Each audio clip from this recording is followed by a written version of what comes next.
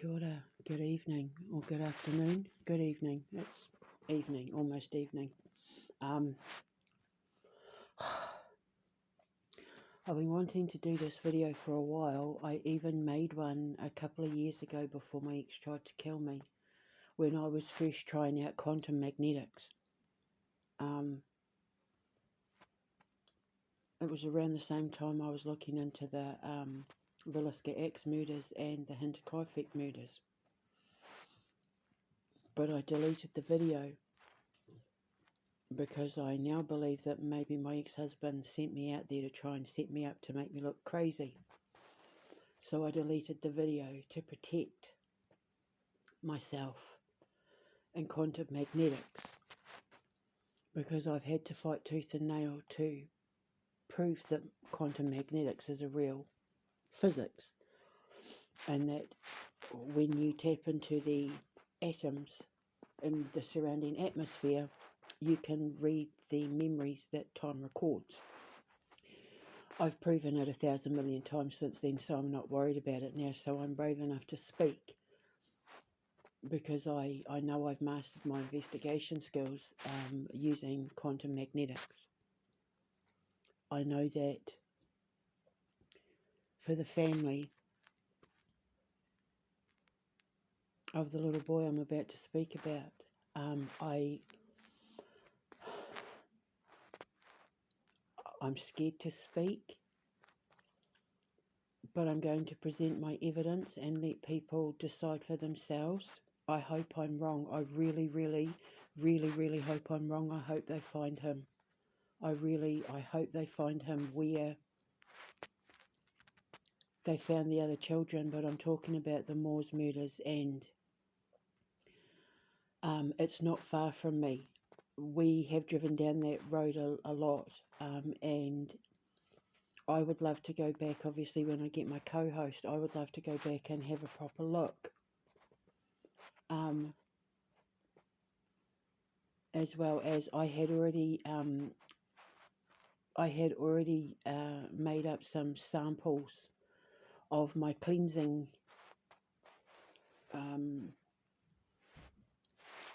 what was it back then?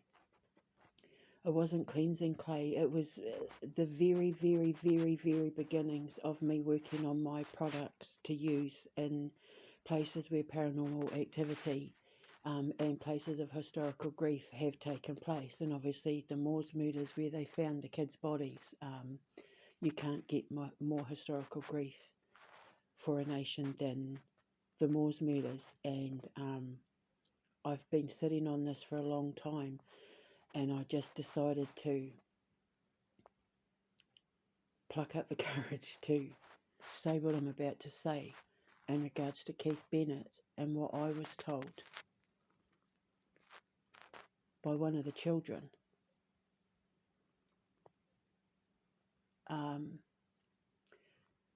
Back in the day when I was testing out my products, I now have, it's actually because of the Moors murders location, that I switched from what I was originally making, putting them in little glass vials with cork lids, so that, you know, as time wore on, it would be friendlier on the environment, you know, pushing them into the ground.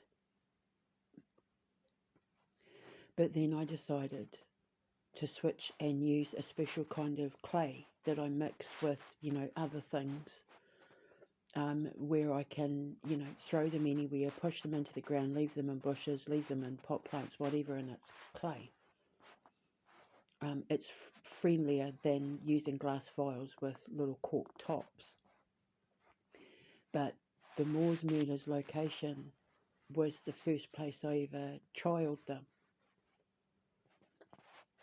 And when I was there, which I recorded, I met one of the little girls.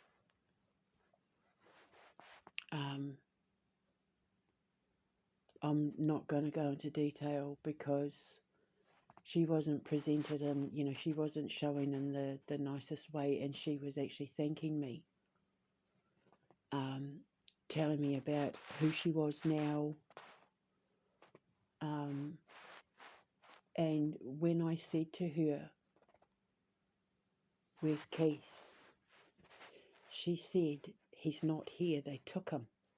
And I said, took him where? And she said, they took him away. And I hope I'm wrong. I really, really hope I'm wrong, because you have to remember when she told me this was when I was first learning to master quantum magnetics. But his name started coming up again. And I know how this goes.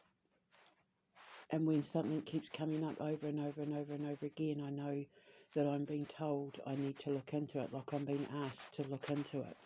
And so I decided to finish off my investigation into the Moors murders, because I couldn't finish it last time because of my ex trying to kill me, get me locked up. But I'm going to tell you what I found, and if his family are listening to this, they can take the information that I'm giving and do with it what they will. I don't know if it's going to help them or not.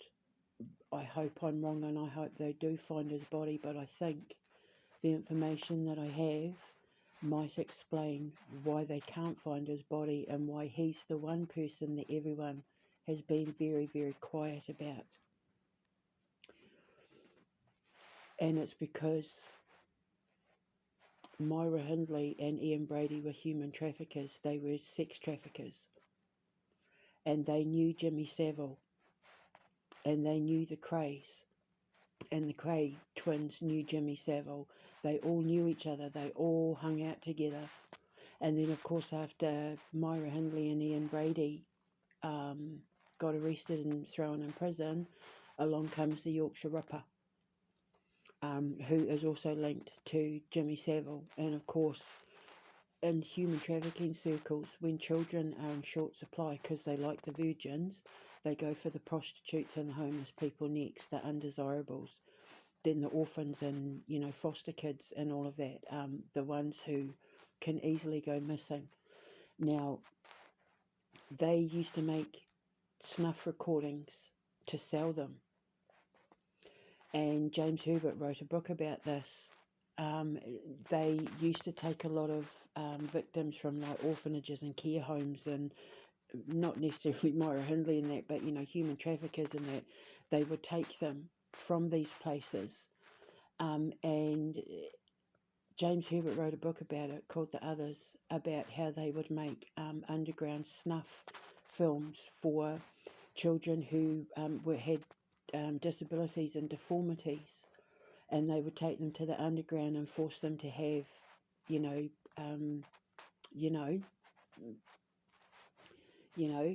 and they would record it and then sell everything on the black market.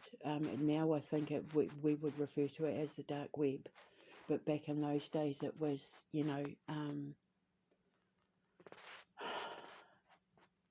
down alleyways and, through friends of a friend and under trench coats, and it was videotapes and,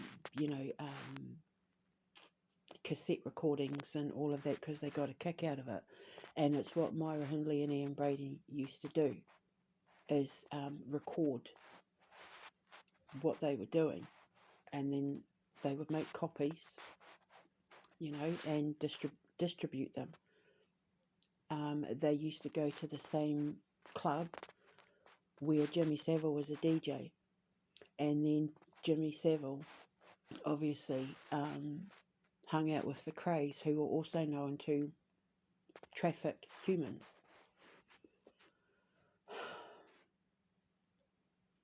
I believe when you look at Keith, especially back in those days, because they liked the Aryan-looking children with the blonde hair and the blue eyes, or, the blonde hair and the fair skin and all of that, they were highly sought after.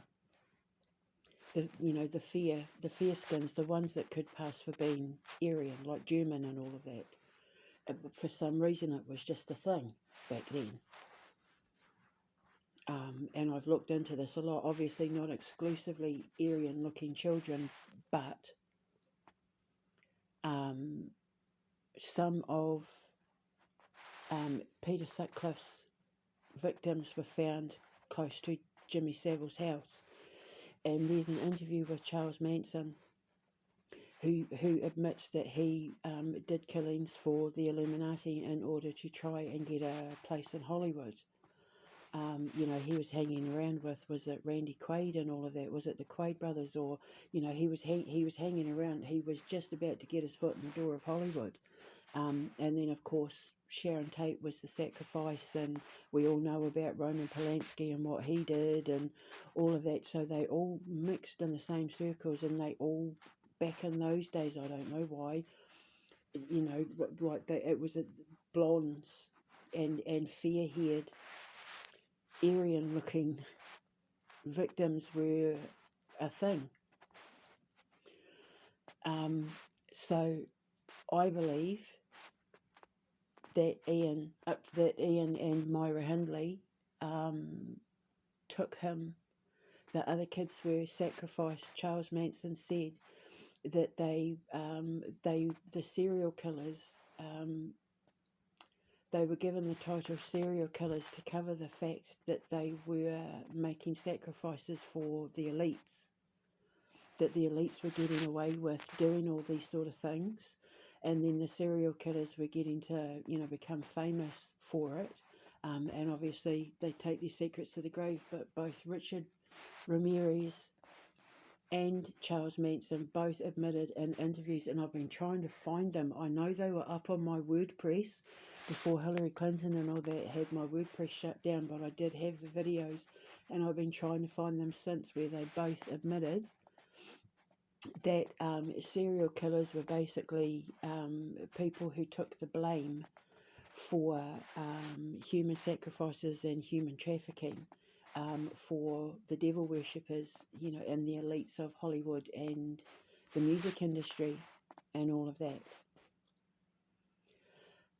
So what she had told me was, in the codes, and there were a lot of codes that were flying through the air that day, like it was almost overwhelming.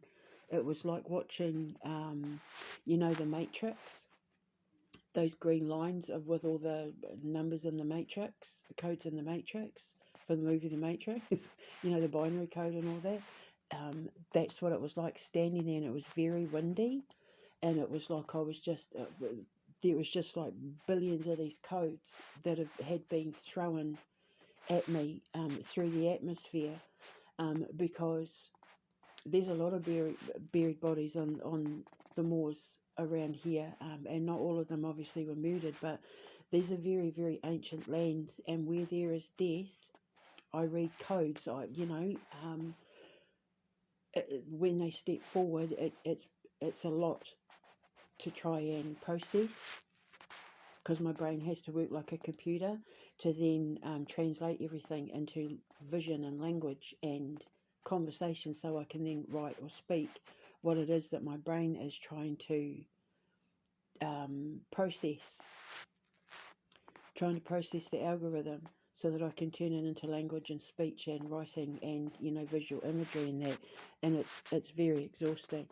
And she said they took him away, and I said, where? And she said, down that way, and pointed, because I said to my ex, what's down that way? I said, if you keep going down this way, and I pointed, and he said, that's round London way. He said, if you keep going down that way, that would take you to London, round that way, which is where the Krays and all that were. But I just have to be very careful, because there are people out there who are chomping at the bit to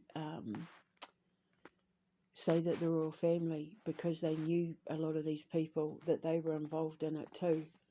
And I'm fighting like all heck to protect the king from all of this, because it's like, I didn't know I was around child abusers and pedophiles either. I had a pedophile in my home, but that doesn't make me a pedophile. I fed her. I gave her shelter. I gave her, you know, therapy and all of that, and she ended up trying to kiss my child when he was 7, and then slept with my best friend and my husband, and Yeah, well, everyone, all of them, because she thought, that meant being promiscuous was getting one over on me, but they all slept with a pedophile. And if you look at, I'm going to put links in the description box below, but if you look at what the definition of human trafficking is, Myra Hindley and Ian Brady fit the description of the sex trafficking ones. It's for the exploitation of, for sex and for recordings and sex slavery and, for sex acts and all of that. And I'm telling you now, Myra Hindley and Ian Brady were child sex traffickers. And they were making sacrifices to the devil, probably Baphomet, I don't know. But they knew Savile, they knew Jimmy Savile very well. Jimmy Savile knew the Yorkshire Ripper, the Cray twins. They all hung out together, they all knew each other. And I think that it is probably one of the reasons why they haven't been able to find his body there, and why he's been so secretive about it, because if it came out at the time what they were doing, they would have been linked to other people like the Crays and Jimmy Savile, who had, ties with the police and the BBC and the royal family and that, and they were probably threatened and told, if you say anything, we're going to get you. And I even suspect that the Wests, Rosemary West and her husband, what was his name?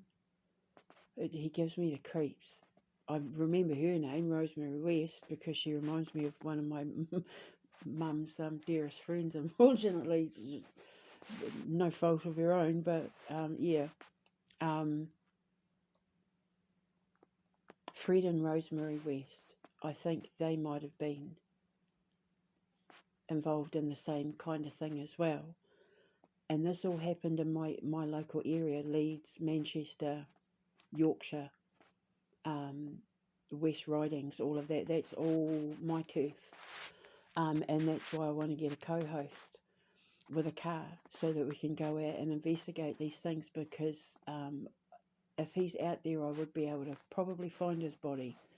But this wee little thing who had no clothes on, bless her heart, she said he wasn't there, they took him away. So I have to put it out there, because I can't have it on my conscience.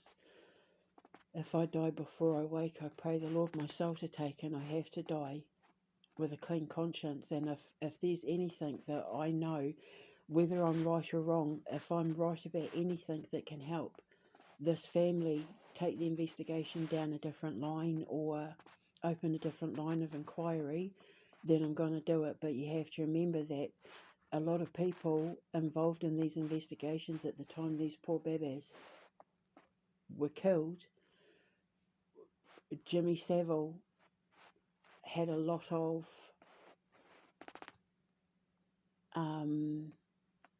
connections.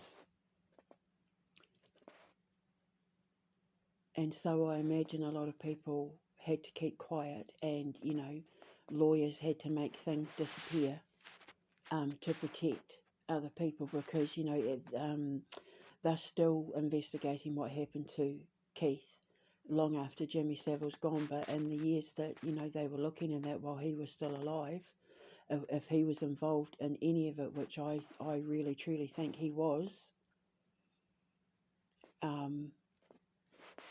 he made a lot of things go quiet and disappear. And he was known to do that. He was known to threaten people. You don't know who I know. I can make you disappear. Like he was like that. He was a thug. He was a gangster. He became a thug, a bully and a thug, and he was quite threatening. And people were scared of him because of who he knew, which is how the king and his family got involved. So, because they hung out with him and they knew him and they trusted him, they of course get tarred with the same brush. But it's like I said, there's probably not a single person on the planet, and especially with the UK being like It has the highest human trafficking record.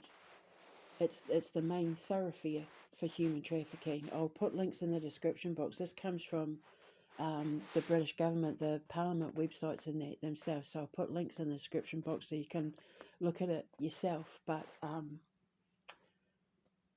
you know, he had links, and you don't know what he was telling people, and we all know, you don't know what he was telling the king and the queen and, you know, all of that, the royal family. They believed him, they trusted him. Nobody knew at the time until after he died, until people were not afraid to speak up what he was doing. And then, of course, because he knew the king and he was friends with the royal family and all of that, they get tarred with the same brush. But it's like I said, I can guarantee you there won't be a single person in the whole of the United Kingdom and America and probably the world everywhere who doesn't know at least one person who wasn't a sexual predator with children, or a pervert, or did gang stuff back in the day. You know, like, we all know somebody. We all know somebody, whether it's in our neighbourhood, our friend circle, someone we work with, or in our own family. I know with Indigenous families it's a very big problem. We all have those quote unquote uncles and, you know, aunties and that did things to us when we were little, or that did things to kids when they were little. Like, we all know somebody who's done something. But that doesn't mean, like I said, I had abusers, child abusers and pedophiles and that in my own home, in my own circle, and I didn't find out about it until I started my ascension. And then, of course, once the poop hit the fan, when my ex did what he did in June of 22, that's when I started realising exactly who was either a child abuser, a sexual predator, or was protecting them and defending them, which in my case, in my opinion, makes them just as guilty. People who keep their mouths shut about pedophilia and, you know, sexual predators and all of that, and protect them like Sumo Digital did, they're just as guilty as the perpetrators.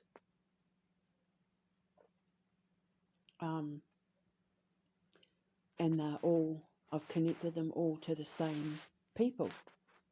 And in my investigation, I've connected them all to the same people, to the same governments.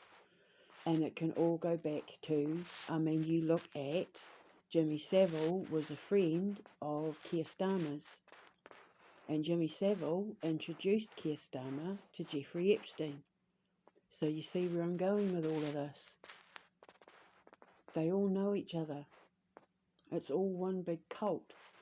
But unfortunately, there are people mixed up in this who have nothing to do with anything, simply because they're in the same business or in the same friend circle, and you get tarred with the same brush. So, yeah, Keith, I don't know what else to say. I'm going to put links in the description box below. But human trafficking, child trafficking, you know, and occult sacrifices. This is what I am. This is what I do. And when I smell a rat, it's funny because I'm a Scorpio rat, Scorpio born in the year of rat. When I smell a rat, there's always a trail of poop. Always. So I'll put links in the description box below, and his family, if they have any questions or anything like that, they can reach out to me. But I hope I'm wrong, and I hope they do find his body. But you know, this was in the very early days of me testing out quantum magnetics. I just never said anything because I had to protect myself, because they were trying to kill me because of my quantum magnetics. And I didn't fully even understand it all back then. But it wasn't until after I was locked up that I started to connect all the dots, because then the Queen died, and then that's when she came through. And of course, as we know, when it comes to Jimmy Savile and Myra Hindley, Ian Brady, the Crays, they all hung around with members of the royal family, people of high society and all of that, and there are some people whose reputations need protecting. So I'm just going to put the information there and let everybody else figure it out themselves. But I hope and pray they do find Keith's body at the moors. But then at the same time, if anything I say can help take the investigation in a different direction, then I'm happy to do it. But it's interesting, don't you think, how Keir Starmer and Jimmy Savile, Epstein, was he taken to Epstein Island? Well, not Epstein Island. Epstein Island wasn't there then, Little St. James or whatever it was, but was he taken to the same circles as the Epstein circle, is what I mean to say. Was he taken to the people who, would eventually be the ones funding Jeffrey Epstein? So, but Keir Starmer knew Epstein through Savile. That's all I'm going to say. So, yeah, I hope it helps the family.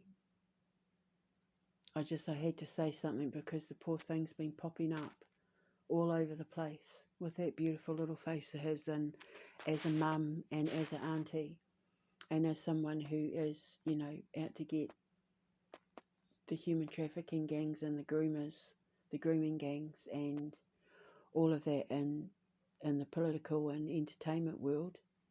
I have to say something. I can't not say something. It's what the Soul Collector's all about.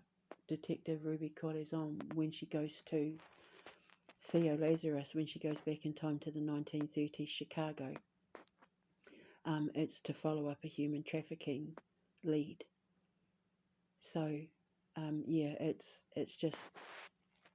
it's what I am, it's what I do, and if anything I do can bring closure to the families or help the victims, then I'm going to do it. But I also need to be mindful of the fact that how I present this, it can't touch my king, because he's been tarred with the same brush that he doesn't deserve to be anywhere near.